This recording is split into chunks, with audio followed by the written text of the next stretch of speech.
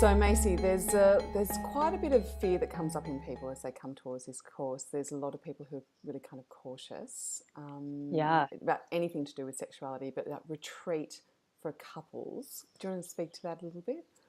absolutely. And truly, I think you're putting it mildly. Cautious. What I experience, what people tell me is they're terrified. Mm. I've had couples, I'm not kidding, who have said, we were minutes from the retreat and thought about turning back. We were sobbing on the way. We just couldn't do it. And of course, I've asked people, what is so scary? And there's two responses I get. One is this notion that I'm going to be so exposed. This is such vulnerable territory. In a group setting, shame comes up around naming what's going on behind closed doors. And what I find is people go from terror to relief when they have mirrored back to them their own story. And other couples become, rather than them being, um, the ones who are going to have judgment, cast judgment, are the ones who are smiling back with such warmth and understanding. And that normalizes everything. Yeah. And people just then go, wow, I'm so glad I'm here. I have a safe space to talk about this. And the other thing, as you know, in this field, is that couples themselves don't dialogue very openly about what's in their heart of hearts, what they're longing for, what their deepest wishes are, and some of their concerns. We manage that secretly and privately, even in this most intimate transaction. So the good news is, people will often feel like, how could I start this dialogue in a retreat?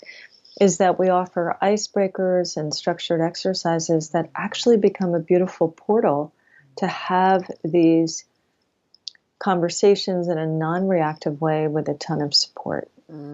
Absolutely. I mean, and I can even Yeah. feel that in myself. I can feel that, that fear within myself to, like, it's constant layers, isn't it, of like yet another layer that you have to kind of bring out. So, Right.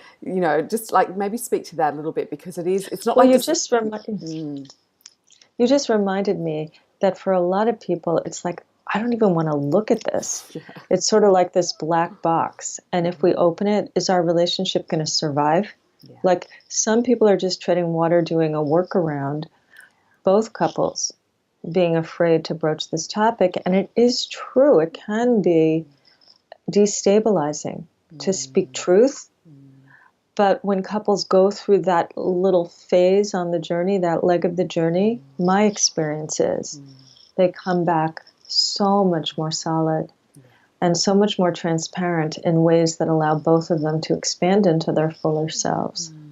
And a confidence, you kind of gain a confidence that whatever comes up in you, that you can start to actually bring this into the relationship. Oh, totally. I had a couple who just wrote this week and said, our dialogues are so much deeper about everything because, after all, if you can talk about sex, you can talk about anything. Yeah. And I think that's true. Once we desensitize ourselves to it, it's just another topic.